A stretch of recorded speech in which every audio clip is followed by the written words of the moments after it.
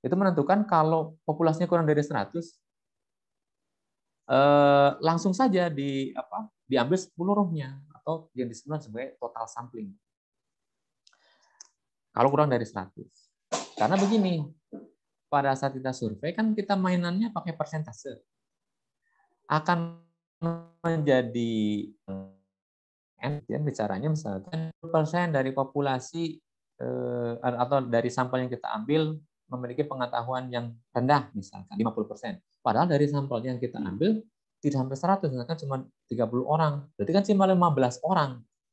Akan menjadi enak kalau sampelnya 100 misalkan. Kita bicara 50% dari sampel yang kita ambil itu, 50%-nya memiliki pengetahuan yang rendah. 50% itu berapa? 50 orang. Jadi pas gitu. Walaupun itu lebih ke ya subjektif saya gitu ya. Tapi idealnya begitu gitu. Nah, berarti kan per 100 orang gitu ya. Nah, makanya besaran populasi kalau kurang dari 100 udahlah ambil semua, toh hanya survei begitu. Beda lagi nanti kalau desain penelitiannya korelasi, desain penelitiannya uji beda, desain penelitiannya eksperimen, itu akan ada pertimbangan-pertimbangan yang lain. Tapi karena kita fokus hanya untuk melakukan survei, maka inilah menjadi dasar. Kalau kurang dari 100, ambil 100-nya atau 100%. Kalau lebih dari 100, ambillah 10%-nya. Artinya, dalam artian, ini angka minimal. Ya. Jadi kalau lebih dari itu akan lebih bagus. Kalau survei kan tadi, lebih besar sampel akan lebih bagus hasilnya. Nah, juga ada yang pakai rumus Lovin ini. Dan rumus Lovin ini kalau diimplementasikan dengan N itu adalah jumlah populasinya, begitu ya, relatif sama dengan hasil yang ini. Relatif sama. Dengan derajat kesalahannya seperti ini, akan relatif sama hasilnya. Jadi kalau di bawah 100, ya rekomendasinya adalah diambil semua. Nah, kalau dari standar error, ini kita melihat penelitian sebelumnya. Ada nggak penelitian sebelumnya yang menggunakan variabel yang ditelitinya sama, kuesionernya relatif sama, maka kita lihat hasil dari standar errornya berapa, kita hitung, kemudian kita tentukan jumlah sampelnya seperti apa. Begini, jadi menentukan berdasarkan hasil penelitian sebelumnya. Kalau ini berdasarkan jumlah populasi yang diketahui pakai rumus. Kalau ini tidak pakai rumus, langsung saja 100 orang ambil, lebih dari 100, 10%-nya. 1.000 orang ambil 5%-nya. 5% dari 1.000 orang kan sekitar 200 orang lah gitu ya. Jadi rata-rata relatif sama gitu penentuannya. Kalau survei ya sudah 100 sampai 200 lah begitu. Idealnya gitu. Walaupun bisa jadi ada pertimbangan tertentu dengan kondisi tertentu kita tidak mengambil jumlah itu. Misalkan kayak populasi kita meneliti di kelas farmasi tingkat 3 di Stikes Gombong hanya ada 50 sampai 60 orang. Ya sudah, total samplingnya hanya 60 orang. Maksimal sampling yang bisa diambil segitu. Ya sudah segitu-gitunya. Dan itu sudah total sampling. Sudah total sampling itu relatif sampling terbaik gitu untuk survei. Nah, ini cara sampling. Cara sampling itu macam-macam. Secara umum dibagi dua. Ada probability sampling, ada non probability sampling. Probability itu adalah kemungkinan gitu ya. Kalau probability sampling, jadi semua responden dalam populasi itu berkesempatan menjadi sampel kita.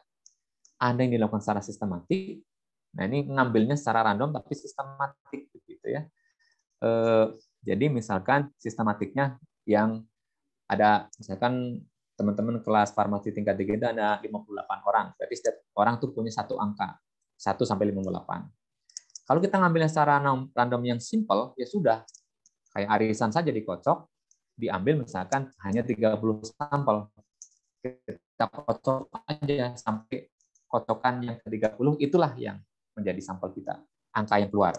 Itu namanya simple random sampling. Tapi kalau sistematik, kita tentukan dari jumlah yang ada, kita tentukan 30 angka, yang angkanya sistematis, misalkan per 2 angka. Jadi angka 1 ditambah 2, angka 3 tambah 2, angka 5 tambah 2, angka 7. Jadi yang angka 1, angka 3, angka 5, angka 7, angka 9, angka 11, dan seterusnya, itu yang akan jadi sampel kita. Itu kalau sistematik. Nah, kalau stratified, misalkan kita ambil berbeda tingkat, misalkan populasi kita ada populasi yang sekolahnya hanya SD, ada yang SMP, ada yang SMA. Nah, masing-masing level pendidikan itu kita ambil namanya stratified. Kita tentukan berdasarkan area. mirip dengan stratified, tapi dasarnya bukan tingkatan. Kalau stratified berdasarkan tingkatannya, tingkat pendidikannya atau tingkat usianya. Misalkan ada yang remaja, ada yang dewasa, ada yang lansia, begitu. Nah, masing-masing itu kita ambil perwakilan di masing-masing strata. Kalau klaster itu wilayah, misalkan wilayah satu kelurahan lah gitu ya. Bayangkan satu kelurahan ada sekian RT. Nah, dari sekian RT yang kita ambil berapa? Nah, di dalam satu RT itu berapa lagi yang kita ambil? Nah, itu klaster karena berdasarkan kayak perumahan aja ada klaster perumahan A, perumahan B begitu ya. Mirip. Jadi kita ngambil dari satu wilayah kelurahan, berapa RT, berapa RW misalkan. Nah, dari berapa RW kita ambil berapa RT. Nah, dari RT itu berapa kita ambil perwakilan jadi responden. Nah, kalau ini semua orang di situ berkesempatan. Jadi tidak semua anggota populasi itu berkesempatan karena kita menentukan jumlahnya atau siapa yang jadi responden itu berdasarkan ketentuan kita. Misalkan yang kuota, ya kita tetapkan saja kuotanya. Misalkan yang dengan kategori tertentu usianya sekian, pendidikannya A, harus 30 orang. Nah, kalau sudah kita dapat sampel 30 orang dari populasi tersebut dengan kategori tadi, usia sekian, pendidikan sekian, ya sudah selesai. Yang lain tidak berkesempatan. Gitu. Kalau yang snowball itu kan kayak bola salju begitu ya, makin lama makin besar, makin lama makin besar. Kita bisa jadi tidak tahu persis populasinya berapa. Sehingga kita merekrut satu saja responden pertama misalkan dari populasi itu siapa. Nah, dari populasi yang kita ambil itu kita tanya, misalkan penderita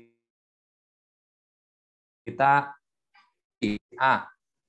Nah, kita tanya, Pak atau Bu, siapa teman Ibu yang biasanya puskesmas dan menderita hipertensi? Oh, si Ibu A. Nah, Ibu A kita kejar. Ibu B kita kejar. Nanti tanya lagi ke Ibu B. Jadi lama-lama dari satu responden ke responden lain itu akan semakin banyak sampai jumlah yang terpenuhi itu snowball.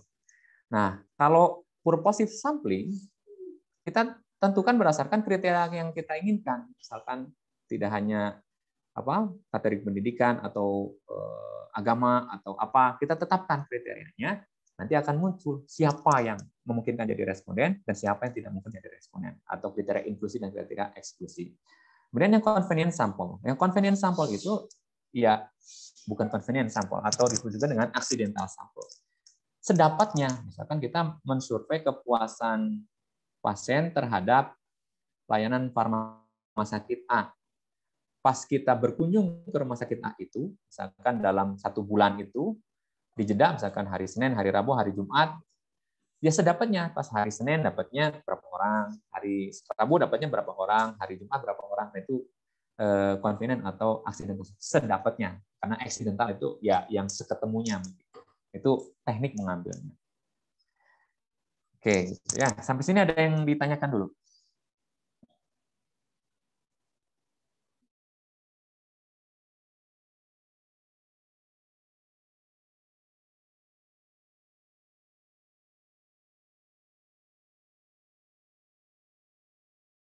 Ada yang ditanyakan nggak teman-teman? Kalau nggak, kita lanjut.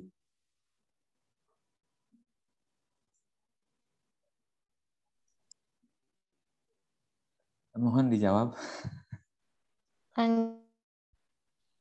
Gimana? Lanjut. Lanjut, Pak. Ya. Oke, kita lanjutkan. Kita masuk ke bahasan tentang kuesioner. Ini adalah kuesioner itu di bab 3 itu masuk di dalam instrumen atau alat ukur penelitian. Bagian dari metode pengumpulan data. Jadi pada saat kita menjelaskan metode pengumpulan data, bagaimana sih cara mengumpulkan datanya, dengan cara apa kita mengumpulkan data, kita akan membahas kuesionernya apa. Ya.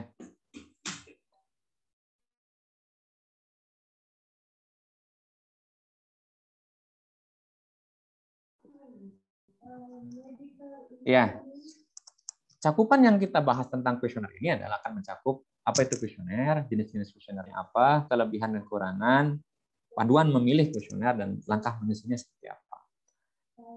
Yang pertama, apa itu kuesioner?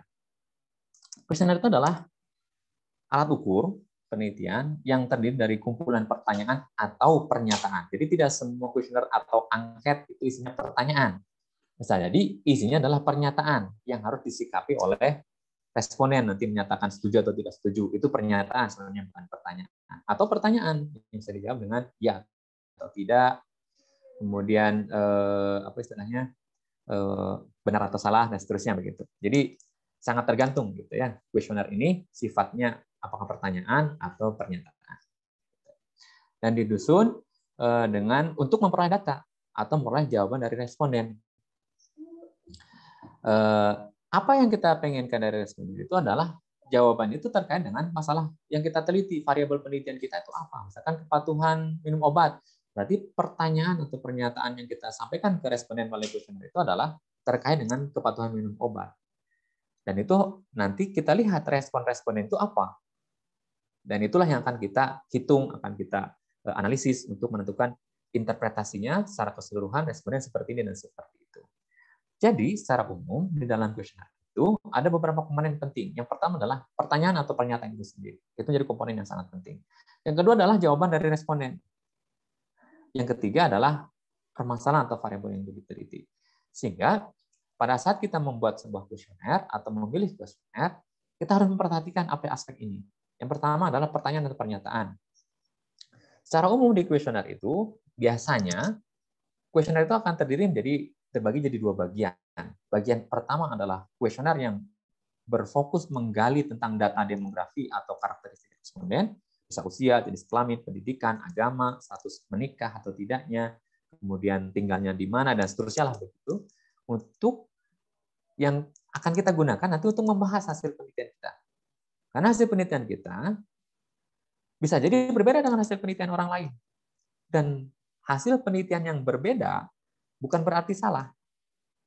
Jadi kita boleh hasil penelitiannya berbeda dengan yang lain selama kita bisa menjelaskan. Nah, sehingga bagian pertama dari kuesioner terkait dengan data demografi, karakteristik responden itu jadi sangat penting. Karena salah satu hal yang bisa menjelaskan hasil penelitian kita mengapa begini dan mengapa begitu adalah karakteristik responden yang kita libatkan. Misalkan ada peneliti yang meneliti tentang pengetahuan penggunaan antibiotik lah misalkan begitu.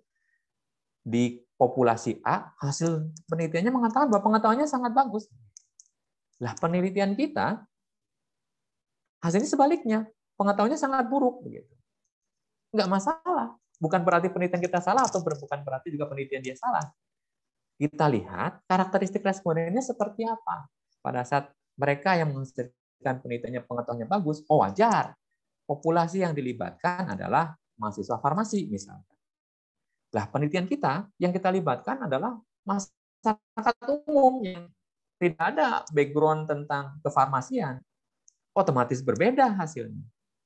Jadi jangan pernah merasa minder kalau hasil penelitian kita berbeda dengan orang lain. Atau bahkan hasil penelitian kita bisa jadi harus berbeda dengan penelitian orang lain. Karena alasan utama kita melakukan penelitian adalah penelitian kita unik. Dalam artian bisa jadi berbeda dengan orang lain dalam konteks apanya. Apakah populasi dilibatkan, apakah alat ukur yang digunakan, apakah metode yang diterapkan, berbeda dengan orang lain. Sehingga menjadi sangat wajar kalau hasil penelitian kita berbeda. Ya. Jadi data demografi harus dilibatkan, harus ada dalam sebuah kuesioner. Karena itu sangat penting kita menjelaskan hasil penelitian kita akan seperti apa. Yang kedua adalah bagian utama yaitu variabel penelitian, pertanyaan atau pernyataan yang terkait dengan variabel penelitian. Nah, kalau pertanyaan atau pernyataan ini terkait dengan variabel penelitian ini harus diperhatikan apakah relevan dengan tujuan penelitian atau tidaknya. Pertanyaannya harus jelas, tidak ambigu, tidak membingungkan, dan mudah untuk dijawab oleh responden. Itu salah satu atau salah tiga kriteria umum pertanyaan atau pernyataan yang baik dalam sebuah kuesioner.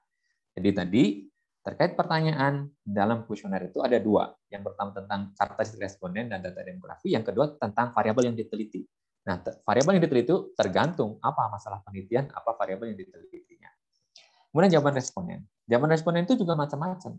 Tergantung jenis kuesionernya. Apa kuesionernya itu tertutup, dalam artian jawabannya sudah dikasih pilihan A, B, C, atau pilihan tunggal atau pilihan ganda, atau berbentuk skala 1, 2, 3, 4, ternyata setuju tidak setuju, atau jawaban terbuka, misalkan pertanyaan kita kosongkan saja, misalkan apa pendapat Bapak dan Ibu terkait layanan farmasi A misalkan. Nanti beliau akan menjawab dengan bentuk uraian. Dan yang menjadi penting yang perlu dilakukan adalah jawaban itu harus diolah, gampang untuk diolah. Jadi memungkinkan untuk diolah. Ini jadi catatan penting bagi kita yang mengembangkan kuesioner. Atau kalau kita memilih kuesioner, minimal kita tahu bagaimana scoringnya dan bagaimana mengolah datanya. Jangan sampai kalau kita ngambil kuesioner hanya, oh ini udah bagus, sering digunakan, validitasnya bagus, reliabilitasnya bagus, tapi pas ditanya bagaimana mengolah datanya bingung, kita bermasalah nanti pada saat melaporkan hasil penelitian. Ya, kita bahas lebih lanjut di slide berikutnya. Kemudian responden. Responden yang menjawab penelitian kita itu harus diperhatikan siapa. Maka menjadi penting tadi ada data demografik atau responden. Karena menjadi sangat berbeda di penelitian populasi A dengan penelitian populasi B, variabelnya sama, kuesionernya sama, bisa jadi hasilnya berbeda karena tergantung siapa yang menjawab kuesioner itu. Dan yang terakhir adalah masalah penelitian. Komponen ini harus ada di dalam instrumen atau kuesioner yang kita gunakan. Dan masalah penelitian ini harus tercermin dari definisi operasional dan definisi konseptual yang diterjemahkan ke dalam alat ukur. Jadi alat ukur yang kita gunakan, kuesioner yang kita gunakan, harus bisa menjawab definisi operasional penelitian kita terkait variabel yang kita teliti. Nah, ini contoh saja. Ini mungkin sudah sangat familiar ya teman-teman di kefarmasian tentang Morinsky Medication Adherence Questionnaire. Jadi Morinsky itu menyusun 8 item pertanyaan atau pernyataan begitu, untuk mengukur seberapa patuh orang minum obat. Ya. Ini bentuk layout kuesionernya, dan di kuesioner ini ada komponen pertanyaan. Kalau medication adherence itu adalah variabel penelitian atau masalah penelitian yang diinterpretasikan nanti dengan scoringnya. Bagaimana dia membuat skor? Maaf. Dengan mengisi yes no, ya tidak, nanti ditemukan yang jawaban ya berapa, jawaban no berapa, nanti di scoring total skornya begini. Kalau skornya lebih dari 2, maka dikategorikan dia kepatuhannya rendah. Kalau skornya 1 sampai 2, maka kepatuhannya menengah atau medium. Kalau 0, skornya 0 total, berarti pasien itu dianggap sangat patuh menjalankan minum obat. Dari sini ada patient answer atau jawaban dari responden itu apa. Ini menggambarkan siapa respondennya dan menggambarkan apa jawaban responden. Jadi kurang lebih layout dari sebuah kuesioner begitu. Ada pertanyaan, ada kolom jawaban, ada kolom scoring. Nah, scoring ini sebenarnya kepentingannya adalah untuk peneliti, bukan untuk diisi oleh responden, tapi diisi oleh peneliti. Kalau jawabannya ya, isi 1, jawabannya 0, ini bagian dari nanti pengolahan data sebenarnya. Ya. Begitu untuk yang apa istilahnya contoh dari layout kuesioner. Lah, jenis-jenis kuesioner. Jenis kuesioner itu dibedakan setidaknya dari 3 kategori. Yang pertama berdasarkan jenis pertanyaan atau pernyataan atau jawabannya. Ada yang kuesioner terbuka, jadi isiannya berbentuk uraian, tidak berbentuk pilihan jawaban. Jadi jawabannya tidak ada di kuesioner, tapi lembar kosong saja. Jadi kalau ingat teman-teman ujian lah begitu ya, di lembar ujian itu hanya ada pertanyaan. Misalkan jelaskan tentang apa-apa, kemudian titik-titik, teman-teman harus memberikan jawaban berbentuk uraian. Nah, itu contoh kuesioner terbuka seperti itu. Kalau kuesioner tertutup itu jawaban sudah ada, responden tinggal milih apa, baik itu memberikan tanda silang, memberikan tanda checklist, memberikan bulatan atau tanda apapun lah terkait yang pilihan tadi. Itu bisa membentuk ya tidak atau benar salah, atau mencantumkan huruf B, huruf S untuk benar dan salah, untuk tidak, untuk iya atau T dan seterusnya. Atau berbentuk rating scale. Rating scale itu kan kalau di keperawatan itu nyeri pasien habis sih. Bu, nyerinya berapa sih habis operasi sesar misalkan? Nyerinya berapa sih? Ini ada skala 0 sampai 0 itu kalau ibu tidak merasakan nyeri sama sekali, 10 itu kalau ibu sangat nyeri sampai tidak bisa mengkonversi nyeri itu. Nah, si pasien disuruh milih dari 0 sampai 10, skor nyeri ibu kira-kira di mana? Apakah 6, apakah 7, atau apa, dan seterusnya. Itu rating scale. Kemudian berdasarkan media yang digunakan. Yang pertama adalah printed, dalam artian kuesionernya di print, ada bentuk fisik, kemudian dibagikan dalam bentuk kertas lah, gitu ya. Jadi mengharuskan responden kontak langsung dengan si kuesioner. Nah, kalau sekarang itu banyak kuesioner yang dikembangkan secara online, baik itu berbentuk website, berbentuk di media sosial, dikasih link pakai Google Form. Kayaknya teman-teman milenial udah sangat paham dengan Google Form, gitu ya. Kan biasanya teman-teman melakukan survei tentang organisasi kemahasiswaan di fakultas atau di universitas menggunakan Google Form. Jadi disebarkan kuesioner itu melalui jejaring media sosial, kemudian dikasih linknya, responden hanya mengaktifkan klik link, tidak ketemu langsung dengan peneliti. Dan kayaknya penelitian menggunakan kuesioner jenis online ini sekarang menjadi sangat masif ya, dengan kondisi pandemik. Karena dengan kondisi pandemik kita dianjurkan untuk membatasi kontak dengan orang yang apalagi yang tidak dikenal, begitu ya. Karena kita dalam upaya mencegah untuk menanggulangi pandemi bersama. Jadi online ini menjadi salah satu solusi penelitian-penelitian di masa pandemi. Nah, mungkin teman-teman nanti belajar sendirilah mungkinnya mengembangkan Google Form seperti apa, dan saya yakin teman-teman milenial udah sangat paham dengan ini, sangat familiar lah gitu. Tinggal klik di Google, klik di YouTube, akan bertebaran informasi terkait itu. Kemudian yang ketiga adalah kategori kuesioner itu berdasarkan apa yang ditanyakan. Kuesioner itu bisa untuk mengukur perspektif, jadi kayak tadi, pada saat mengukur kepatuhan responden dalam melakukan pengobatan, sebenarnya kita mengukur perspektif dia tentang kepatuhan dia sendiri, gitu ya. Apa sih perspektif dia, pandangan dia tentang seberapa patuh dirinya. Itu perspektif atau pendapat. Bisa juga untuk mengukur sikap. Nah, kalau sikap itu lebih jawabannya nanti setuju tidak setuju. Misalkan pertanyaan A atau pernyataan A, disikapinya dengan apa? Setuju, sangat setuju, tidak setuju, atau seterusnya. Dan yang berikutnya adalah mengukur perilaku. Nah, kalau mengukur perilaku, biasanya jawaban respondennya itu dalam bentuk frekuensi. Misalkan selalu dilakukan, selalu, sering, kadang-kadang, tidak pernah dilakukan, begitu. Semakin sering dilakukan berarti semakin patuh. Jangankan pengobatan, misalnya kayak tadi, kepatuhan pengobatan bisa dilihat dari perspektifnya, bagaimana dia mempersepsikan, bisa dilihat bagaimana perilakunya. Kalau dilihat dari perspektifnya tadi, misalkan hanya menjawab ya dan tidak, dan seterusnya. Kalau dilihat dari sikapnya, lebih pada setuju tidak, atau sepakat tidak dengan pernyataan ini, misalkan. Jadi berbentuk pernyataan-pernyataan. Kalau yang perilaku, lebih melihat frekuensinya, seberapa sering pasien, definisi operasionalnya, seberapa sering pasien melakukan tindakan A, tindakan B terkait kepatuhan. Jadi tindakan yang mengindikasikan kepatuhan, misalkan dengan obat, menyiapkan obat, membuat alarm, menempatkan obat di tempat tertentu, dan seterusnya, begitu. Yang dianggap sebagai kategori untuk mendukung kepatuhan perilaku, mendukung kepatuhan pengobatan. Yang diukur adalah frekuensi perilakunya. Jadi yang membedakan adalah respon rate-nya, respon dari responden itu, kolom jawaban responden itu apa bentuknya? Ya tidak, benar, salah. Kalau melihat benar salahnya, itu berarti kita mengetes. Jadi benar salah itu adalah menguji sebenarnya responden paham tidak apa yang kita tanyakan.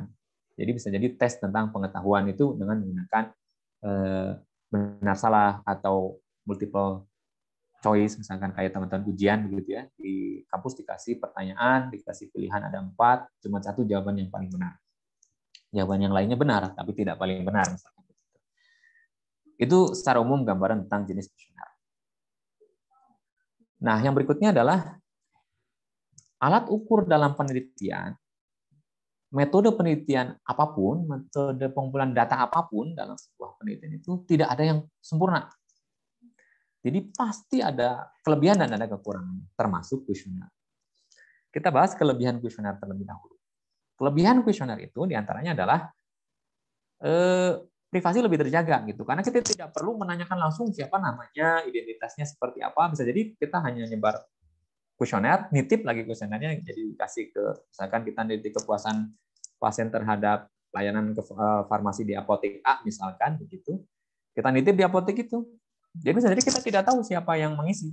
Jadi rahasia dari identitas pengisi kuesioner itu terjamin. Walaupun kita bisa jadi identifikasi di dalam kuesioner itu ada tidak boleh ada nama, tapi ada usia, jenis kelamin dan seterusnya. Karena kita perlu menjaga kerahasiaan aspek privasi dari responden yang mengisi penelitian kita. Yang kedua adalah bias akibat penelitian rendah. Maksudnya begini, kalau kita kontak langsung dengan responden, kita bisa mempengaruhi responden dengan cara kita menjelaskan kuesionernya. Jadi pertanyaannya sebenarnya ini, Bu. Kalau jawabannya tidak sesuai dengan harapan kita, kita jelaskan lagi gitu. Kita bisa mempengaruhi responden dengan cara seperti itu. Nah, kalau kita pakai kuesioner, yang kita sebarkan saja, gitu, tidak kontak langsung dengan responden, bisa jadi minimal gitu, aspek bias atau ketidakvalidan jawaban responden akibat dari kehadiran kita. Yang berikutnya adalah cakupan responden bisa luas. Jadi kalau kita ketemu langsung, gitu, tidak menggunakan kuesioner, harus wawancara, gitu, bisa jadi tidak terlalu luas. Walaupun sekarang dengan teknologi bisa mencakup cakupan yang luas, walaupun kita tidak ketemu langsung, misalkan dengan WA, phone call, dengan telepon, dengan telekonferensi, atau misalkan dengan YouTube seperti YouTube, Zoom saat ini, kita bisa melakukan penelitian, misalkan dengan focus group discussion, gitu ya. Jadi teman-teman disuruh diskusi, saya bisa mengamati, kemudian wawancara kelompok begini, kita wawancara pertanyaan-pertanyaan, teman-teman menjawab, itu bagian dari proses pengumpulan data. Bisa jadi seperti itu. Tapi salah satu kelebihan kuesioner tadi mencakup cakupan yang luas. Kita bisa jadi kita sebarkan saja ke institusi tertentu, kita sebarkan saja ke rumah sakit, ke puskesmas dan seterusnya. Bisa semua pasien yang ada di situ yang berkunjung ke situ bisa mengisi kuesioner kita, atau kita sebarkan ke Pak RT menyebarkan, satu RT bisa mendapatkan kuesioner itu. Yang berikutnya adalah relatif mudah, karena kalau sudah ada kuesionernya mudah kita sebarkan, dapat data, olah. Yang menjadi tantangan di dalam penggunaan kuesioner adalah kalau kuesionernya tidak ada, kita harus mengembangkan. Wah, itu sangat berat. Tantangannya sangat berat. Tapi kalau kuesionernya sudah ada, kita ngambil dari penelitian orang lain yang dikembangkan oleh orang lain, sudah ready lah, kita tinggal perbanyak, bahwa itu akan sangat mudah pengumpulan data menggunakan kuesioner. Dan relatif murah dibandingkan kita harus ketemu langsung wawancara per satu responden, transportasi, belum berkunjungnya ke sana kemari, bolak-baliknya dan seterusnya. Relatif murah. Kalau kuesioner ongkosnya hanya untuk memperbanyak kuesioner saja, fotokopi. Nah, kemudian cepat. Sekali sebar bisa dalam satu hari dapat 100 orang. Kalau populasi yang kita kunjungi banyak begitu, bisa dapat 10 orang, 20 orang dalam satu hari. Tapi kalau wawancara, capek, dalam satu hari 10 orang juga udah lelah kitanya. Jadi kuesioner itu relatif cepat, murah, dan mudah. Walaupun ada kelemahan. Kelemahan kuesioner itu ada salah satunya adalah ada kalanya responden itu tidak mengisi semua jawaban. Padahal kita mengharapkan semua jawaban terisi. Sehingga kita bisa olah dengan baik begitu nantinya.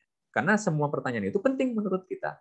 Jadi kalau ada kuesioner pertanyaan 10 yang dijawab cuma 5, kita bingung nih ngolah datanya seperti apa. Karena ada 5 pertanyaan yang kita dijawab. Dan itu sangat mungkin di responden seperti itu.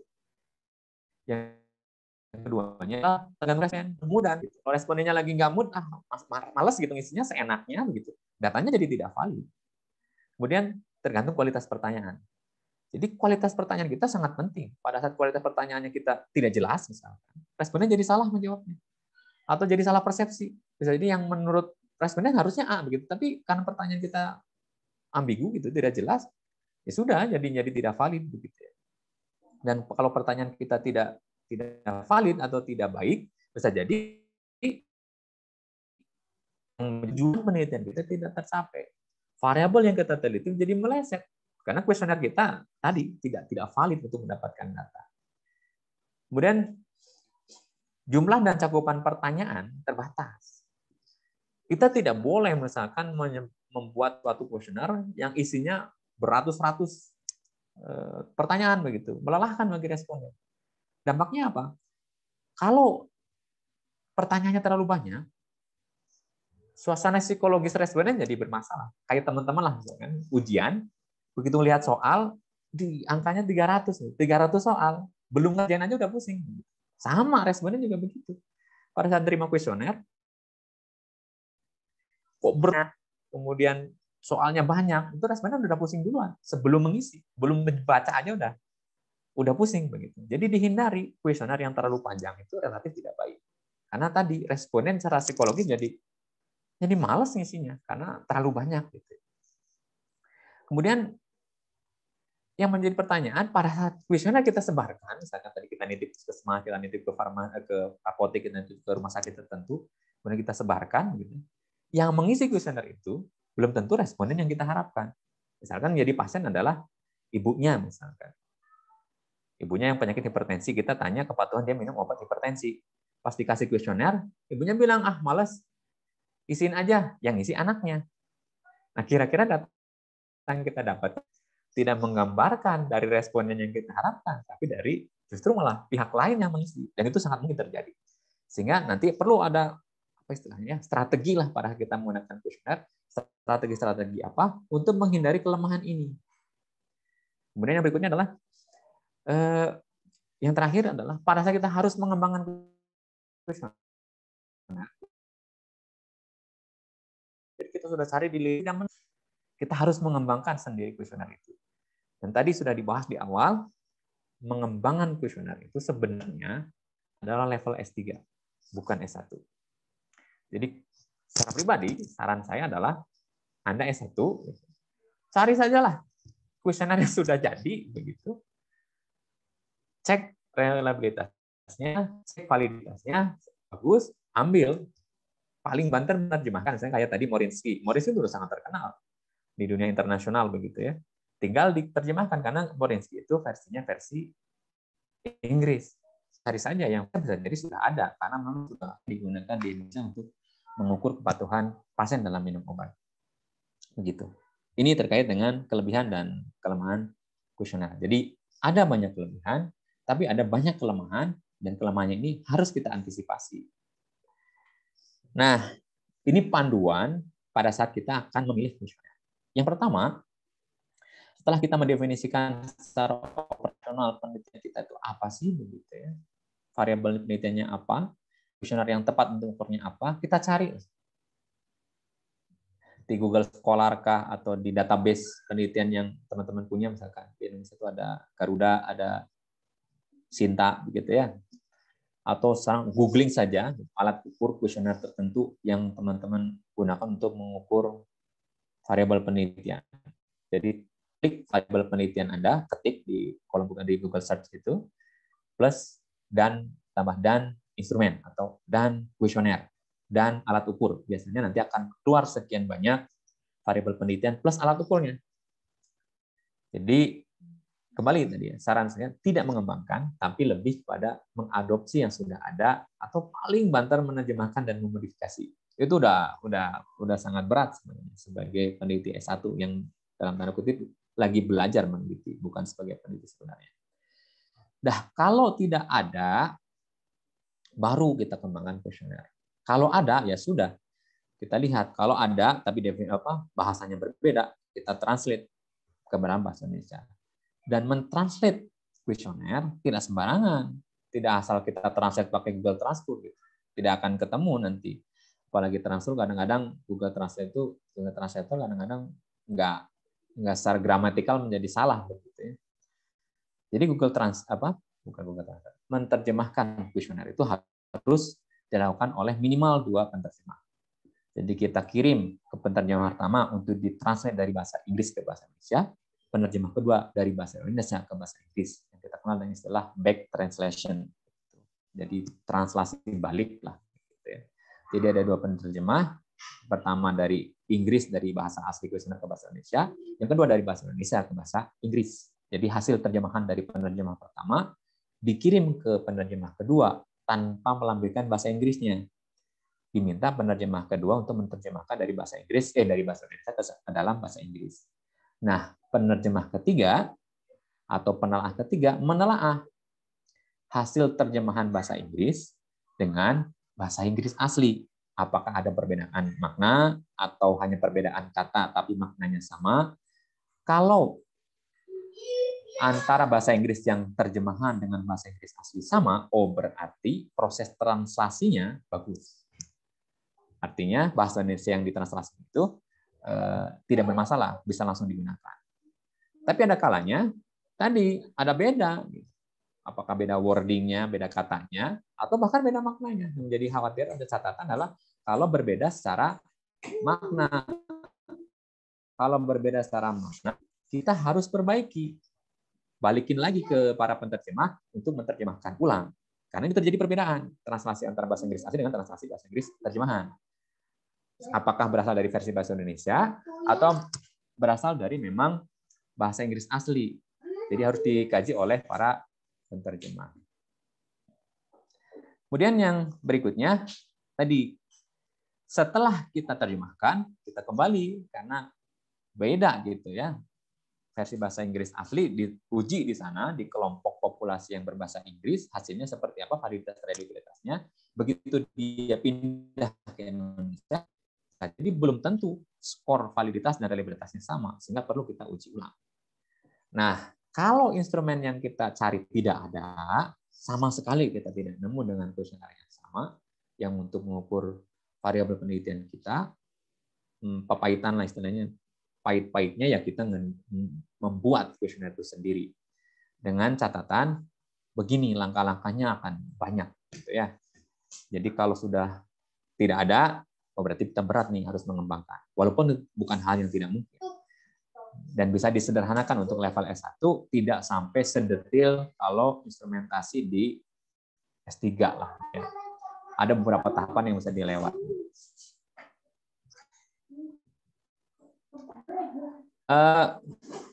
Ini langkah-langkah menyusun kuesioner. Ya. Langkah-langkah menyusun kuesioner, yang pertama adalah tadi, yang paling penting adalah mendefinisikan variabel. Variabel kita harus jelas dulu secara konsep ataupun secara operasional, apa sih variabel penelitian kita? Apa indikatornya, apa indikasinya, apa kisi-kisinya. Jadi misalkan kayak tadi, kepatuhan minum obat kan bisa jadi komponen kepatuhan minum obat itu, misalkan 1, minum obatnya tepat waktu. Jadi tepat waktu, tepat jumlah, tepat cara misalkan. Nah, itu komponen atau indikator dari variabel penelitian kita tentang kepatuhan minum obat adalah benar waktu, benar frekuensi, benar jumlah, dan benar cara misalkan. Ada 4 komponen. Itu di definisi variabelnya. Setelah kita definisi variabel, berdasarkan komponen tadi, benar jumlah misalkan. Berarti jumlah yang diminum harus benar. Misalkan minum sesuai jumlah yang dianjurkan. Minum lebih dari yang dianjurkan, minum kurang dari yang dianjurkan, itu pertanyaannya. Mengembangkan pertanyaan. Jawaban responnya seperti apa. Setelah kita mengembangkan pertanyaan, dan lebih banyak pertanyaan lebih baik karena belum diuji, nanti kita menentukan kuesioner ini akan digunakan dengan cara apa sih? Dengan online kah? Dengan offline kah? Kalau dengan online kita perlu mensiasati nanti bagaimana nih menyusun layout di online-nya. Kemudian yang berikutnya menentukan skala jenis jawaban. Tadi jawabannya apa? Apakah sangat tergantung apa yang kita ukur? Apakah perspektif? Apakah sikapnya? Apa lakunya? Apa ini berbentuk tes untuk menguji seberapa tinggi rendahnya pengetahuan. Kemudian yang berikutnya adalah layout. Menentukan layout kuesioner itu menjadi sangat penting karena tampilan, walaupun kita dianjurkan gitu ya, don't judge people by it, don't judge book by its cover, bahwa jangan menentukan isi buku hanya dari covernya. Tapi kenyataannya kita begitu. Kalau kita melihat orangnya berpenampilan rapi, menarik, persepsi kita pasti, oh ini orang baik. Walaupun belum tentu. Jadi dalam hal kuesioner juga sama. Kalau kita kuesionernya udahlah tampilannya tidak menarik, acak-acakan, tulisannya kecil, tidak terbaca, yakin itu responnya, kemauan untuk mengisi juga akan rendah. Motivasi mengisinya juga akan rendah. Jadi harus sangat hati-hati dengan layout atau tampilan umum dari kuesioner. Yang berikutnya adalah pentingnya karena kita mengembangkan sendiri, belum teruji, kita perlu melakukan uji terhadap kuesioner yang kita susun. Nah, yang terakhir, ya kita menggunakan saja setelah selesai uji coba, kita gunakan si kuesioner itu untuk mengumpulkan data di penelitian kita. Nah, sebelum masuk ke langkah-langkah tadi, ada kriteria umum. Apa sih yang disebut sebagai kuesioner yang baik? Yang pertama tadi, tampilannya menarik begitu. Tampilan menarik, mudah diisi begitu ya. Jangan sampai Begitu melihat kuesioner, orang tuh langsung berkernyit gitu dahinya, mikir ini gimana cara ngisinya, bagaimana menyelesaikannya, pusing begitu. Nah itu ciri bahwa kuesioner tidak baik. Yang kedua, tadi jumlah halamannya tidak terlalu sedikit, tidak terlalu banyak. Kalau kita ngasih kuesioner berlembar-lembar ke responden, bisa jadi responden tadinya mau mengisi, tapi begitu melihat kuesioner berlembar-lembar, berpikir, oh ini akan banyak makan waktu.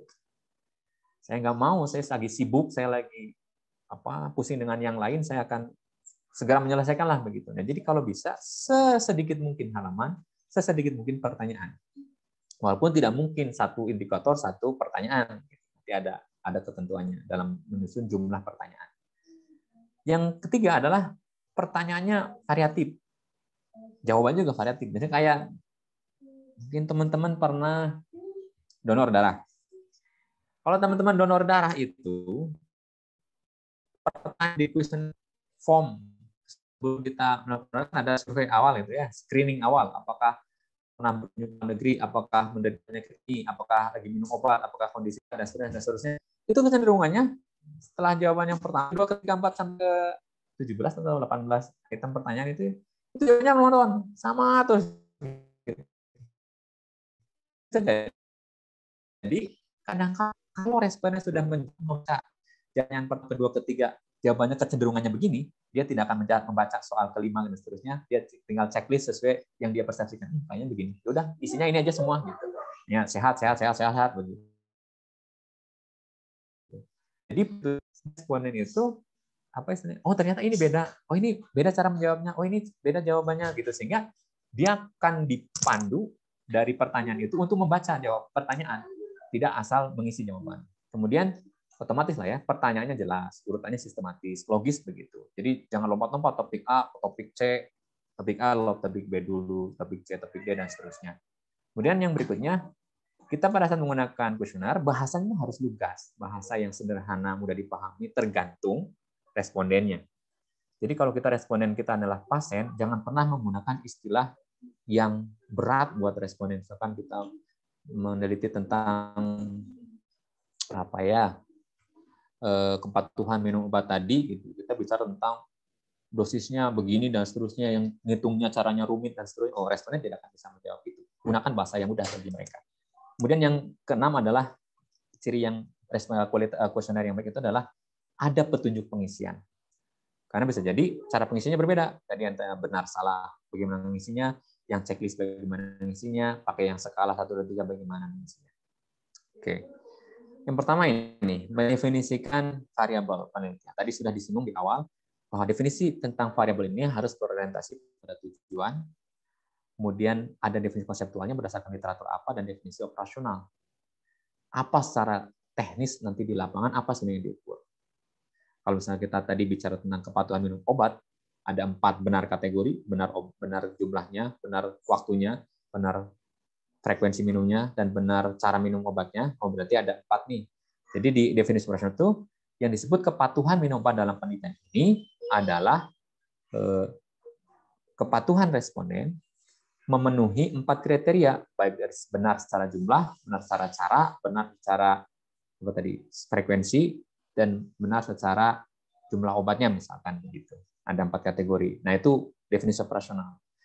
Kemudian kalau komponen definisi operasional itu ya tadi indikatornya apa? Ada 4 variabel, ada sub variabelnya apa, atau indikatornya ada berapa. Nanti skala ukurnya seperti apa? Apakah iya tidak, apakah selalu sering, kadang tidak pernah, tergantung variabel yang kita ukur apa. Dan kemudian masalah penelitiannya apa? Secara operasional dan seterusnya. Nah, yang kedua, ini yang paling krusial, mengembangkan pertanyaan. Jadi setelah kita dapat kisi-kisi dari definisi operasional, kisi-kisi dari masing-masing subvariabel, masing-masing indikator itu seperti apa, kita kembangkan pertanyaan-pertanyaan. Misalkan benar secara jumlah, oh berarti pertanyaan secara jumlah itu bisa jadi isinya ada 2 atau 3 pertanyaan yang menanyakan terkait jumlah. Bahwa saya minum obat 3 kali sehari, atau saya minum obat sesuai dengan anjuran dokter atau sesuai dengan anjuran farmasis. Kemudian saya minum obat pagi 1, 2, pagi 1, siang 1, malam 1, misalkan begitu. Itu kan terkait jumlah semuanya. Oh, berarti itu dimasuk kategori pertanyaan atau pernyataan di indikator yang pertama. Indikator kedua tentang cara minum obat. Oh, saya minum obat dengan cara begini. Mengapa secara oral kah atau secara disuntikkan kah dan seterusnya lah. Apa pertanyaan yang terkait dengan itu? Dan ini menjadi saat yang menjadi sangat krusial gitu, karena pada saat kita salah mengembangkan pertanyaan, maka bisa jadi variabel yang kita teliti menjadi tidak tergali dengan baik. Aturan awal bahwa pertanyaan itu bahasanya harus jelas, mudah dipahami, tadi sudah dibahas. Kemudian susunnya sistematis. Yang penting terkait variabel penelitian kita, tempatkan di awal. Karena secara awal waktu itu memungkinkan kita energi masih full, konsentrasi masih penuh, jadi masih sangat memungkinkan responden menjawab dengan sebaik-baiknya. Nanti di akhir-akhir itu yang pertanyaan ternyata tidak penting. Sehingga kalaupun itu isinya ngarang, dalam artian tidak terlalu berpengaruh terhadap keseluruhan hasil penelitian kita harapkan. Kemudian pertanyaan terkait satu topik tempatkan yang berdekatkan. Misalkan tadi indikator tentang jumlah, ya sudah dengan jumlah semua gitu, berurutan begitu. Walaupun tidak harus menjadi monoton jawaban dan pertanyaannya, tapi topiknya sama. Jangan sampai di atas sudah terkait dengan jumlah, nanti di belakang muncul lagi tentang jumlah. Itu kurang bagus secara apa istilahnya kategori kuesioner. Yang berikutnya adalah pertanyaannya harus tunggal. Jangan sampai dalam satu pertanyaan itu memungkinkan ada dua jawaban. Misalkan pertanyaannya, apakah Anda suka minum kopi dan teh? Nah, ini jawabannya bisa variatif. Bisa jadi, enggak, saya hanya suka minum kopi. Enggak, saya hanya minum teh saja. Berarti jawabannya tidak tunggal. Harusnya dipecah menjadi dua pertanyaan. Jadi hindari kata dan, hindari atau. Jadi pecah aja menjadi dua pertanyaan. Apakah Anda suka minum kopi? Kan jawabannya ya dan tidak. Tapi kalau di sini suruh menjawab ya dan tidak, apakah Anda suka minum kopi dan teh? Enggak dua-duanya maksudnya, atau enggak salah satunya gitu. Jadi bingung gitu ya. Tapi kalau hanya satu pertanyaan, satu jawaban jadi gampang responden untuk menjawabnya. Yang berikutnya adalah pertanyaan itu tidak bertele-tele, jadi tidak terlalu panjang. Singkat saja penelitian itu. Walaupun tadi jangan sampai pengen singkat tapi malah jadi tidak jelas. Jadi tetap singkat dan jelas. Kemudian tadi variatif, tidak jawaban monoton dan pertanyaan monoton. Kemudian yang berikutnya adalah tidak intimidatif. Jadi jangan menanyakan hal-hal yang intimidatif. Misalkan, kapan Anda berhenti memukul anak Anda? Jadi kita seolah nuduh bahwa dia suka mukulin anak. Gitu ya. Itu pertanyaan yang intimidatif. Itu harusnya dihindari. Tidak boleh dalam sebuah kuesioner seperti itu. Kecuali penelitian kita memang variabel penelitiannya adalah tentang misalkan kekerasan pada orang-orang yang terindikasi melakukan kekerasan pada anak misalkan. Kemudian yang berikutnya adalah pertanyaan itu tidak boleh terlalu banyak dan juga tidak boleh terlalu sedikit. Jadi satu indikator, misalkan kalau tadi kepatuhan minum obat ada 4 indikator, satu indikator kepatuhan minum obat tidak boleh hanya satu pertanyaan. Baiknya atau idealnya lebih dari satu pertanyaan. Kemudian tidak mengarahkan jawaban responden. Misalkan ada kadang-kadang kita membuat pertanyaan yang itu mengarahkan, misalkan apakah Anda berbakti pada orang tua sebagai mana seharusnya seorang anak. Ini kan pertanyaan yang harus dijawab dengan ya semuanya. Kecenderungan responden akan menjawab ya. Nah, ini tidak boleh pertanyaan-pertanyaan seperti ini. Atau apakah Anda setuju setiap mahasiswa mendapatkan subsidi yang lebih besar? Oh, ini otomatis akan menjawab ya. Nah, ini harus dihindari pertanyaan-pertanyaan seperti ini. Itu panduan-panduan membuat pertanyaan. Nah, ini tadi sudah saya tampilkan di awal. Contoh membuat definisi proporsional, kisi-kisi. Ini kisi-kisi maksudnya begini. Indikator dari, kalau dalam konteks ini tentang pencegahan, faktor yang mempengaruhi pencegahan diabetes pada keluarga penderita diabetes. Faktornya diantaranya adalah tadi, merasa rentan tidak terkena diabetes, merasa menganggap dan manfaatnya apa, hambatannya apa, dan seterusnya. Ini ada komponen faktor yang dikaji. Nah, ini definisi operasionalnya, ini alat ukurnya, ini kategorisasi atau skala ukurnya siapa, dan ini kategorisasi interpretasi hasilnya, dan ini skala ukurnya, ordinal atau nominal yang lain. Bahas itu perlu kita perhatikan pada saat kita menyusun kuesioner itu, apakah kita gunakan secara online, baik itu menggunakan media sosial, kemudian email kita kirim lewat email, nanti kirim balik, gitu ya, website. Gitu. Nah, untuk yang ini memang bisa jadi belum begitu masif di Indonesia digunakan, tapi untuk di luar negeri ini sudah sangat sering digunakan. Tapi sekarang mulai secara tidak langsung teman-teman yang menggunakan Gojek atau Grab gitu ya, otomatis mengisi kuesioner. Misalkan pada saat selesai transaksi kita harus ngasih bintang. Itu bagian dari kuesioner sederhana untuk apa istilahnya, penilaian kepuasan responden terhadap layanan institusi tertentu. Itu contoh sederhana yang bisa digunakan untuk secara online gitu. Dan teman-teman juga bisa jadi sudah sangat familiar penggunaan tadi Google Form ya, untuk survei-survei yang terkait dengan kegiatan kemahasiswaan, dengan pendapat di jaring pendapat di media sosial dan seterusnya. Ada juga yang offline. Offline itu ada banyak versinya gitu ya. Offline itu bisa langsung datang ke responden, ditemui, dikasih kuesioner, kita tungguin untuk mengisi kuesioner secara langsung. Offline juga bisa jadi sama, tapi kita wawancara. Jadi kita gunakan si panduan si kuesioner yang kita susun itu, kita gunakan sebagai panduan wawancara. Hal ini menjadi sangat penting pada saat kita bekerja atau melakukan penelitian di para lansia.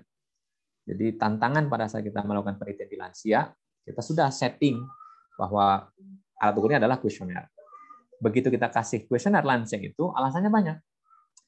Aduh maaf, Mas atau Pak atau Bu, maaf Mbak, saya tidak bawa kacamata, jadi tidak bisa membaca. Padahal dia bisa baca, walaupun karena dia tidak bawa kacamata, jadi tidak bisa baca. Nah, otomatis kalau pasien-pasien yang kita ukur begini, pada saat dikasih kuesioner, mau tidak mau, untuk dapat datanya, kita tidak bisa hanya ngasih kuesioner. Minta dia mengisi sendiri tidak akan mungkin. Tapi kita gunakan kuesioner ini sebagai panduan wawancara. Bu, jadi di sini ada sekian banyak pertanyaan. Nanti saya bacakan, Ibu menjawab. Jawabannya akan saya tulis dalam bentuk checklist, tanda silang, atau tanda apa lainnya. Nah, itu kalau kita gunakan kuesioner sebagai panduan wawancara. Kelemahannya apa kalau kita menggunakan itu sebagai bahan dasar wawancara? Ada kalanya kita berusaha menjelaskan pertanyaan itu. Jadi si kuesioner itu jadi tidak alamiah dipahami oleh responden. Responden mempersepsikan apa yang kita jelaskan, bukan membaca pertanyaan yang ada di kuesioner. Menjadi berbeda pada saat kita kasih ke responden langsung ngisi. Dia mempersepsikan langsung pertanyaan yang ada di dalam kuesioner. Nah, kemudian juga bisa kita lakukan dengan telepon. Jadi wawancara via telepon.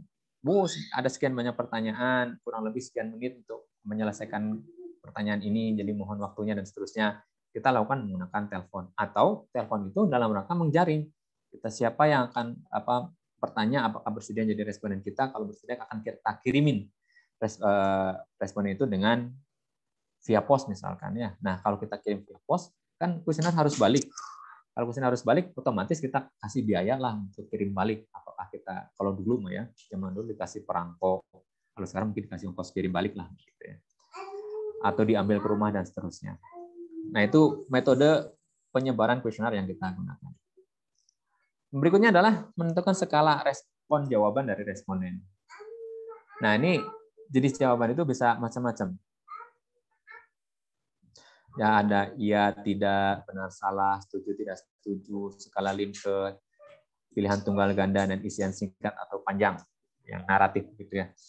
Nah, saya sendiri punya pengalaman pada saat mengumpulkan data waktu saya penelitian untuk S2 saya, mengumpulkan data tentang skala kepercayaan diri. Jadi seberapa pedekah Anda melakukan dulu itu tentang perawatan kaki pada penderita diabetes mellitus. Karena kan pasien diabetes itu sangat penting merawat kakinya.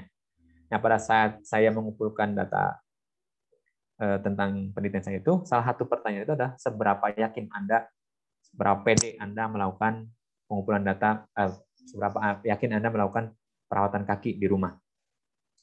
Karena jawabannya berbentuk skala, dari 0 sampai 10, 0 itu sama sekali tidak yakin, 10 sangat yakin sekali mampu melakukan.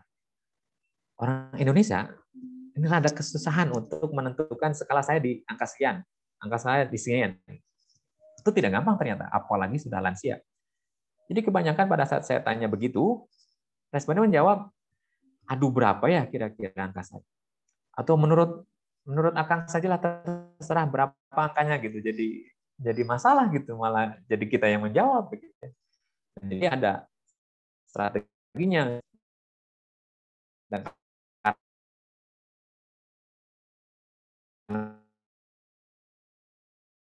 pengalaman saya tidak di populasi menjadi kategori. Jadi cuma berapa jawabannya? Sangat tidak yakin, kurang yakin, yakin, sangat yakin, dia tinggal milih. Jadi dari skala sekian dirubah menjadi 4.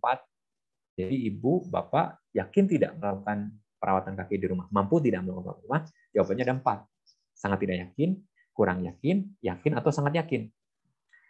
Nah, mereka tinggal milih. Itu akan lebih mudah bagi mereka untuk menentukan apakah yakin atau tidak yakin. Dan perlu juga kehati-hatian pada saat kita menggunakan jawaban middle, jawaban yang di tengah-tengah, ragu-ragu.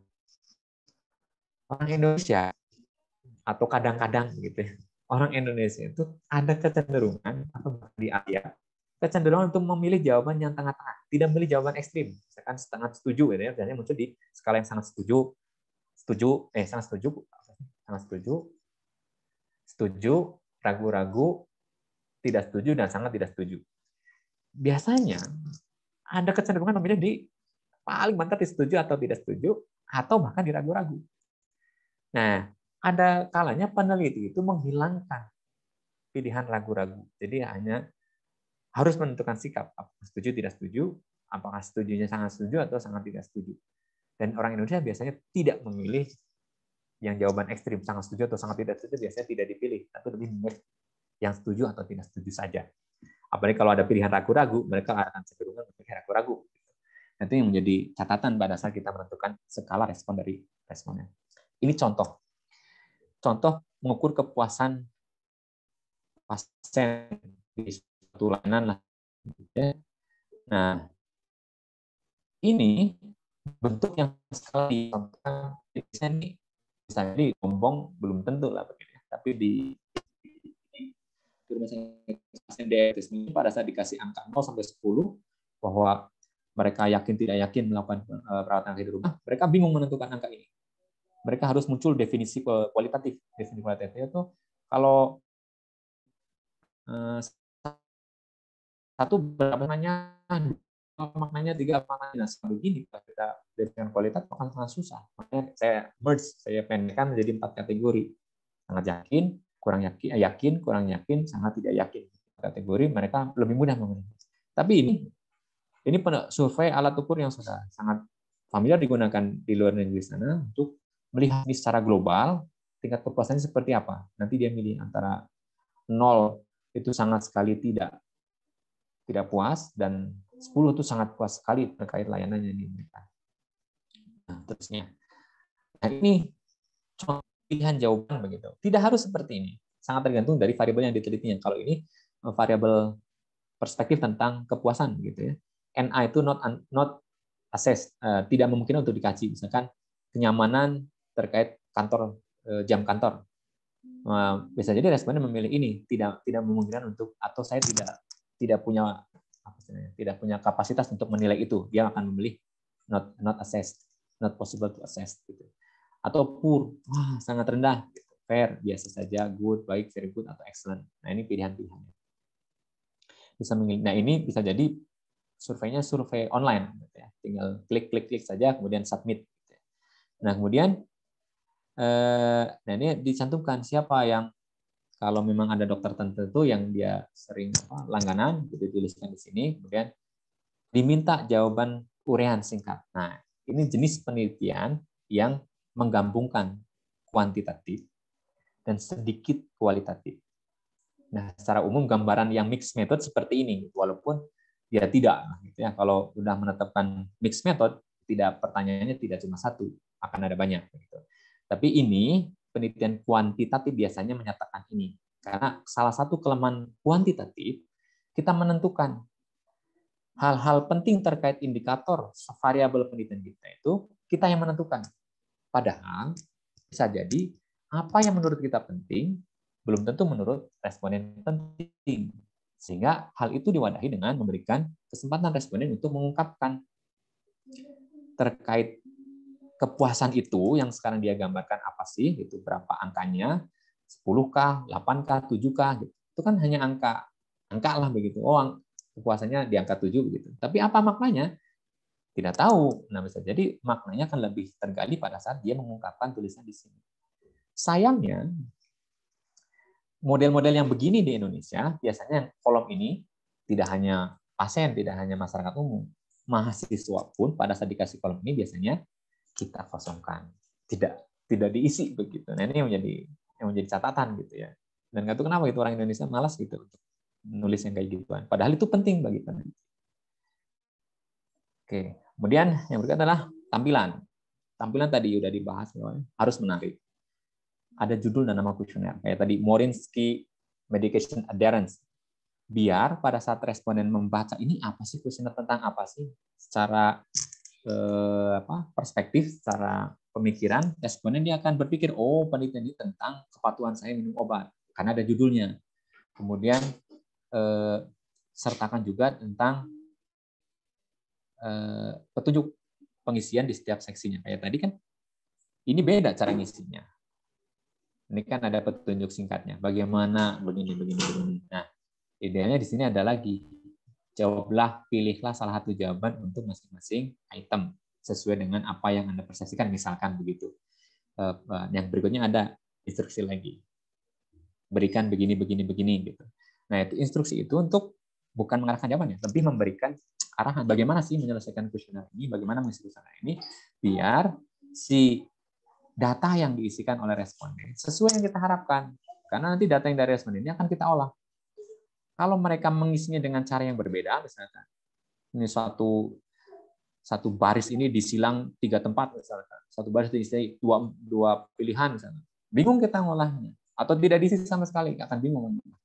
Jadi kita perlu ada petunjuk teknis bagaimana sih mengisi kuesioner yang kita sebarkan, biar data yang kita dapatkan sesuai dengan kita harapkan.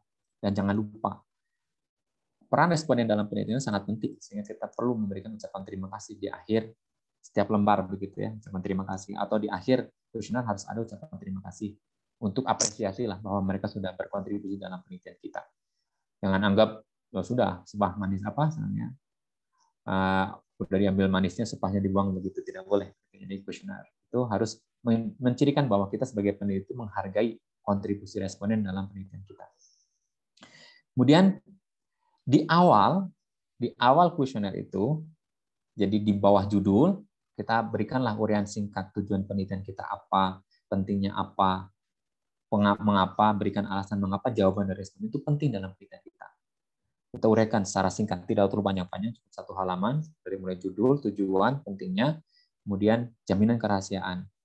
Kadang-kala responden itu enggan mengisi karena dia takut. Jangan-jangan nanti kalau saya mengisinya tidak baik, misalkan layanan di puskesmas ini, layanan di rumah sakit ini jelek, misalkan tidak memuaskan, mereka merasa terancam. Jangan-jangan nanti setelah ini nama saya ditandain, nama saya tidak akan dilayani lagi dan seterusnya. Itu mereka merasa terintimidasi dengan itu. Jadi kita perlu berikan jaminan bahwa responden identitasnya akan dirahasiakan dan tidak ada keterkaitan antara penelitian dengan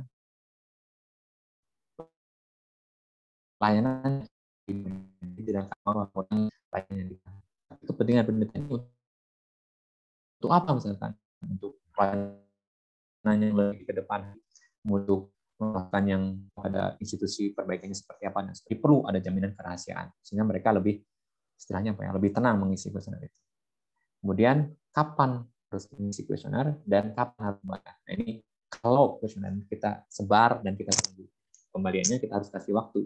Deadline-nya kapan? Jangan sampai sebar aja tanpa ada jelas kapan waktunya akan diambil. Nah, itu akan jadi blunder bagi kita, menunggu-nunggu, ternyata responden memang tidak tahu bahwa itu harus dikumpulkan. Kita harus kasih penjelasan kapan dikumpulkan. Dan ada inform consent bahwa mereka menyatakan setuju sebagai responden kita. Itu penting secara etik, gitu, karena penelitian kita mencakup manusia. Nah, ini tahap yang menjadi sangat penting dalam pengembangan kuesioner selain pengembangan pernyataan atau pertanyaan. Kita harus menguji instrumen yang kita gunakan. Kalau instrumen itu adalah instrumen yang sudah dikembangkan, cara mengujinya adalah kita lihat search di Google itu alat ukur itu namanya apa, terus tulis kata dan atau and, gitu ya. Cantumkan psikometrik properties atau apa istilahnya, skala psikometriknya. Artinya kita akan mencari validitas dan reliabilitas dari artikel dari kuesioner yang kita cari itu seperti apa, gambaran validitasnya berapa skornya, gambaran reliabilitasnya berapa skornya. Itu cara searchingnya tadi, ketik nama kuesioner, ketik psychometric properties. Itu untuk mendapatkan skor validitas dan untuk mendapatkan reliabilitasnya berapa. Atau ketik nama kuesioner, kemudian kita tambah dan, kemudian ketik juga pengembangan. Nah, atau instrument development. Nah, nanti akan muncul artikel-artikel yang menceritakan bagaimana alat ukur itu dikembangkan, bagaimana alat ukur itu disusun, bagaimana alat ukur diuji. Nah, sebenarnya otomatis di dalamnya akan ada komponen psikometriknya seperti apa. Nah, kemudian di secara konseptual begitu ya. Kalau kita mengembangkan sendiri kuesioner itu akan ada 2 uji minimal, uji validitas dan uji reliabilitas. Uji validitas itu berfokus pada bahwa kita pengen tahu alat ukur yang kita gunakan itu sebenarnya mengukur tidak sih secara objektif variabel yang kita teliti. Jadi valid tidak sih alat ukur yang digunakan untuk mengukur variabel penelitian. Yang kedua, reliabilitas. Reliabilitas itu untuk mengukur seberapa konsisten hasil pengukuran dari alat ukur yang kita gunakan. Idealnya, semakin valid dan semakin reliable itu semakin bagus kuesioner. Dan kalau reliabilitas itu, jadi kalau kita gunakan di kelompok A, kemudian pindah kelompok B, kelompok C, secara umum hasilnya relatif sama. Itu namanya reliable, anjing atau istilahnya konsisten hasilnya. Nah, kalau valid, bahwa yang kita ukur itu memang mengukur variabel pertanyaan-pertanyaan di dalamnya itu memang ukur tadi kisi-kisi dari variabel penelitian kita yang kita sudah definisikan di dalam definisi operasional. Tahapan di uji validitas itu ada macam-macam. Yang pertama adalah content validity, yang kedua adalah construct validity. Nah, kalau content validity itu adalah tahapan pertama menguji validitas, yaitu dengan cara kita meminta bantuan para expert. Kita undang, misalkan kalau di konteks kampus, kita libatkan pembimbing atau dosen-dosen yang lain yang kita anggap punya kapasitas, punya keahlian dalam bidang variabel penelitian yang kita teliti. Jadi dia paham tentang variabel penelitian kita kasih kuesioner yang kita sudah kembangkan pertanyaan-pertanyaannya, kita minta mereka untuk melihat seberapa relevan pertanyaan yang kita kembangkan dengan indikator atau kisi-kisi dari variabel penelitian kita. Jumlahnya bisa 5, bisa 7, bisa 11, tapi biasanya ganjil. Walaupun tidak harus. Sederhananya, nanti kita akan melihat masukan dari mereka apa.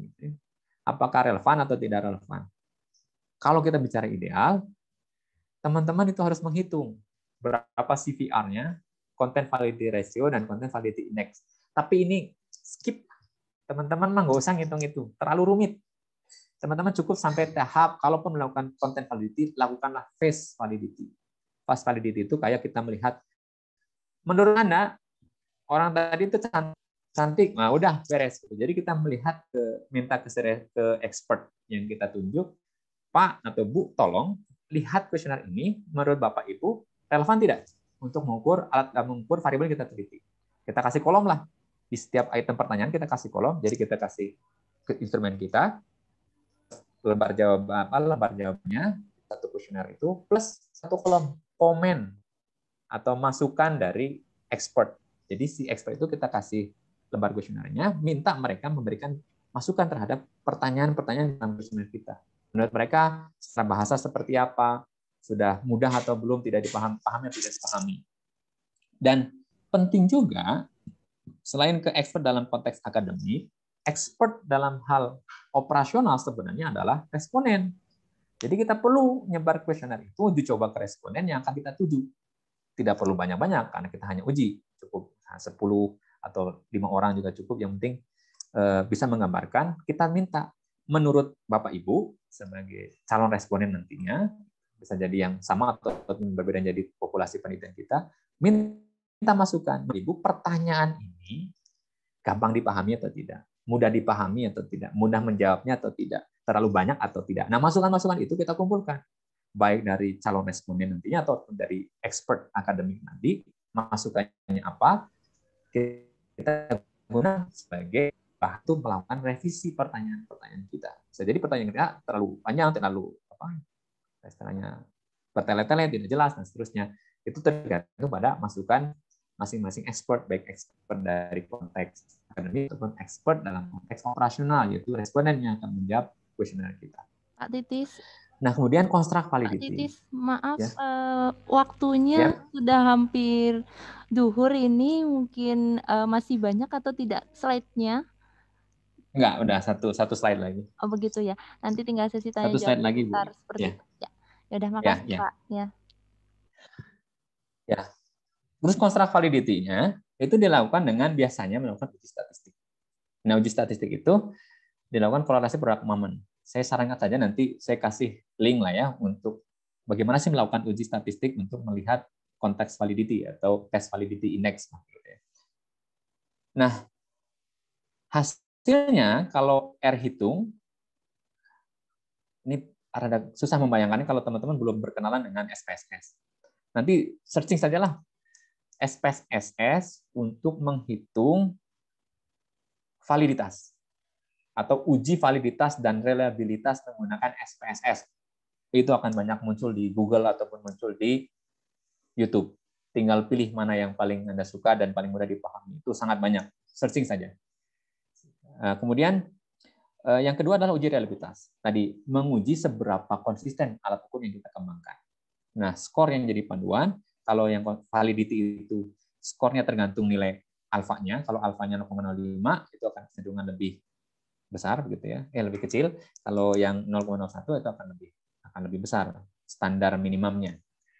Nah, idealnya kalau kita menggunakan construct validity dengan 30 responden, maka skor R hitungnya dianggap valid kalau di atas 0,3 sekian. Dan kalau reliabilitas ada panduan dari, kalau nggak salah dari Sugiono kalau tidak salah ini. Di buku Sugiono itu kalau reliabilitasnya kurang dari 0,2 itu sangat rendah. Kalau yang acceptable itu adalah 0,6 ke atas. Jadi kalau teman-teman cari kuesioner, kemudian yang sudah ada kuesioner itu di internet atau di penelitian orang lain, lihat skor Cronbach alfanya atau skor reliabilitasnya itu berapa. Selama skor reliabilitasnya di atas 0,6, aman, acceptable. Kalau di atas 8, sangat bagus. Nah, biasanya ini yang menjadi patokan utama, kemudian baru melihat construct validity-nya gitu. Validity-nya berapa skor R-nya hitung di masing-masing itemnya. Nanti dilihat saja di tiap kuesioner yang dicari. Dan kalau teman-teman kembangkan sendiri, nanti lihat cara mengujinya validitas dan reliabilitasnya di YouTube. Nanti saya bagi linknya. Dan itu butuh praktek sebenarnya. Jadi teman-teman kalau tidak praktek jadi susah membayangkan. Nah, itu yang bisa saya sampaikan dari mulai awal penyusunan 3, kemudian penyusunan kuesioner, dan yang lain-lain. Jadi secara umum, secara kita rangkum, pertemuan kita hari ini, yaitu kuesioner merupakan salah satu alat pengumpul data yang sangat penting pada saat kita melakukan survei, apakah itu survei tentang kepuasan, survei pengetahuan, survei apapun, penelitian deskriptif, kuantitatif, gitu ya. Yang menjadi catatan penting adalah kuesioner itu harus valid dan harus reliable, jadi mampu mengukur apa yang kita harapkan diukur, yaitu variabelnya, dan reliable dalam artian konsisten gitu. Alat ukurnya hasilnya tidak berubah-ubah dari satu populasi ke populasi yang lain. Kemudian yang berikutnya adalah memilih kuesioner. Cara memilih kuesioner itu kita searching di Google alat ukur tentang variabel, kemudian uji coba R hitungnya berapa, Cronbach alfanya berapa. Kemudian yang terakhir langkah menyusun kuesioner itu pertama dengan mendefinisikan secara operasional, mengembangkan sisi, mengembangkan pertanyaan, uji, perhatikan layout kuesioner dan juga penyebaran kuesionernya. Mungkin itu yang bisa disampaikan. Mohon maaf atas kekurangannya dan dipersilakan kalau masih ada yang perlu diklarifikasi atau ditambahkan atau ditanyakan. Mangga, Bu Eka.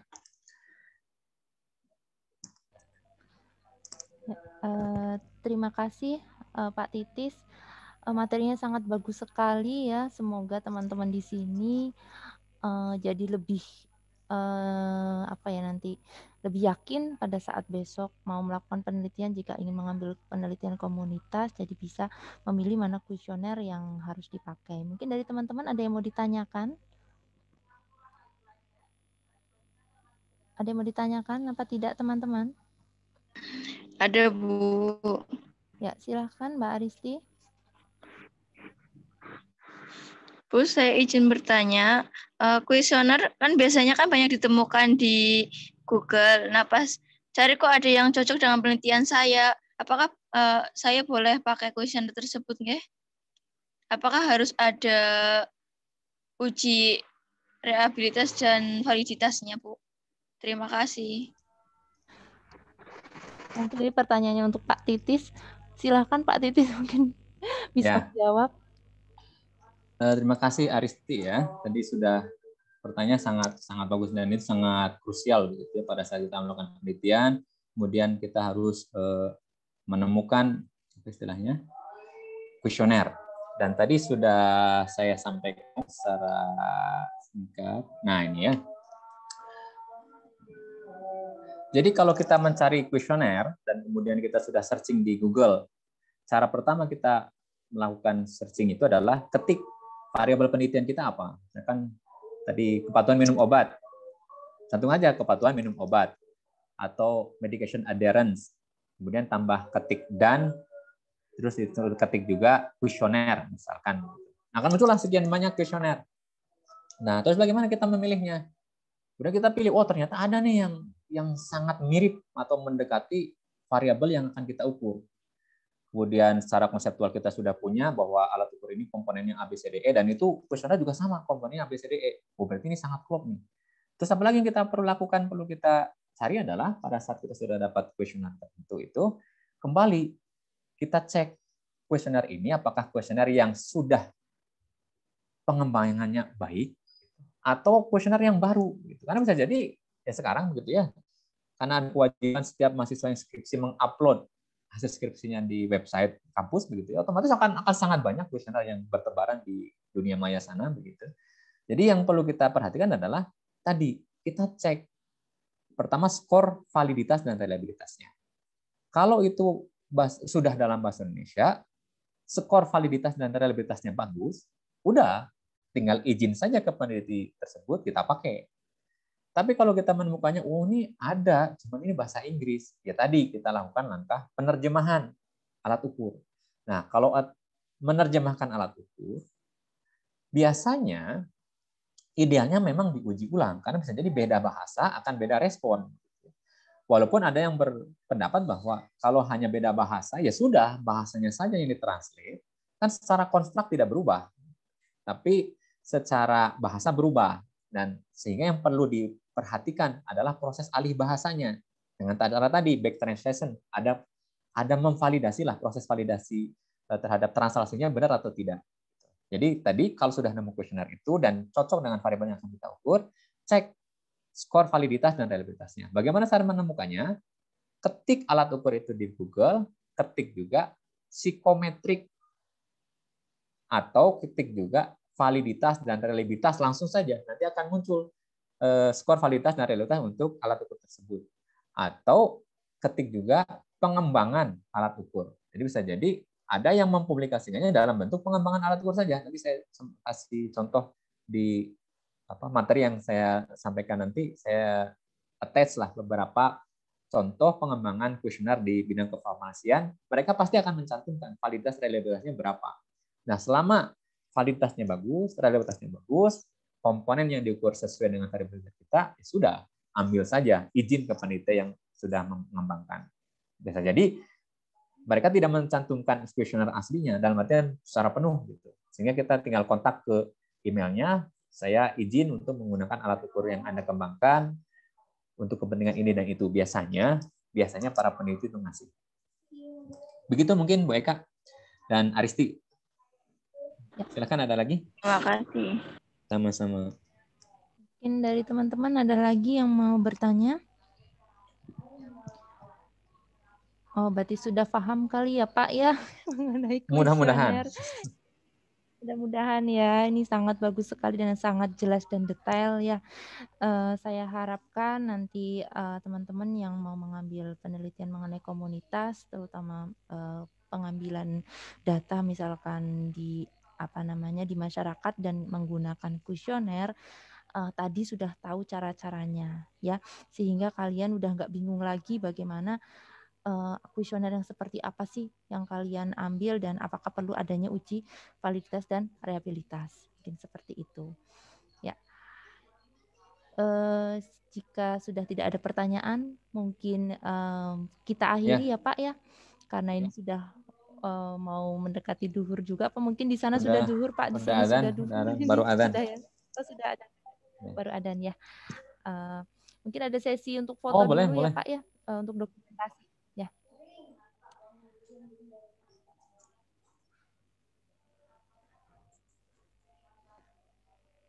Ya, saya mulai ya Pak. 1, 2, 3.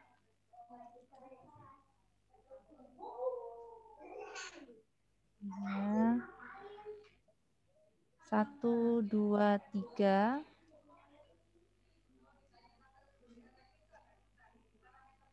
Ya. 1, 2, 3. Ya. Sudah Pak. Ada 3 ruang Zoom ini ya. Ya udah. Terima kasih Pak Titis atas ilmunya. Semoga bermanfaat untuk teman-teman yang ada di sini. Ya. Saya akhiri. Terima kasih dan mohon maaf juga kalau ada warahmatullahi wabarakatuh. Assalamualaikum. Waalaikumsalam warahmatullahi wabarakatuh.